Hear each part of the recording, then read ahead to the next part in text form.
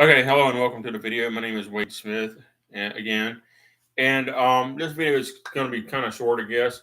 Uh, a YouTube user on another thread, which is one of Ramsey Dewey's threads about karate versus boxer nonsense. He disbelieves my claim that I have a 6,000 pound front thrust kick, and I absolutely do. I have tested it by kicking a standing water bag airborne across a room, and then walking off the distance that it flew through the air and marking it off and measuring that, and then entering it into a physics software to help me calculate it flying as a ballistic projectile, assuming that it was kicked at an ideal angle of 45 degrees. If it was kicked at a lower angle than that, then I had to kick even harder to make it fly that far across the room. All right.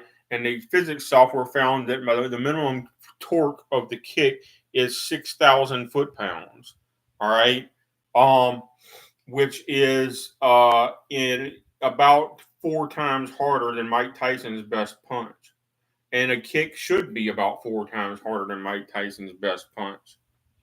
All right. So I'm not lying. I actually calculated it. The correct way is to actually mark it off and calculate it. A force meter cannot measure the direct force of a kick accurately except one time, and then it needs to be recalibrated every single time between every kick. The correct way to do that is to kick a bag and measure how far it flies, and then do the calculation the old school hand physics method or with a computer assistance.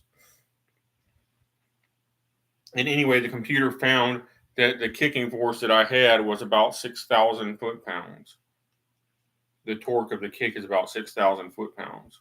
So, you know, you can disbelieve me if you want to, noob, but I'm telling you the honest to God truth. If I hit you with my best right thrust kick, that's the end of the fight. It doesn't matter what part of your body I hit, it's going to break something.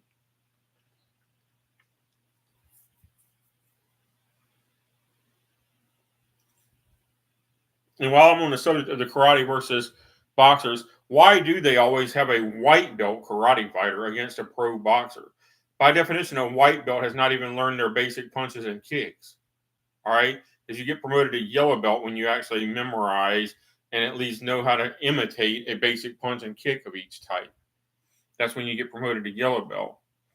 All right, so why do they have a white belt? And it was literally white belts fighting against pro boxers, and you say, "See, the boxer beat the karate guy," and I'm like, "No, give me a brown belt or a black belt karate guy against your boxer, and give me, and I'm sick. I am technically medically disabled in my left hand, and I will fight that guy and prove that I can beat him.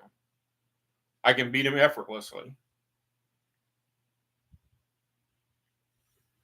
If he tries to throw a punch at me, he's going to get kicked in the abdomen."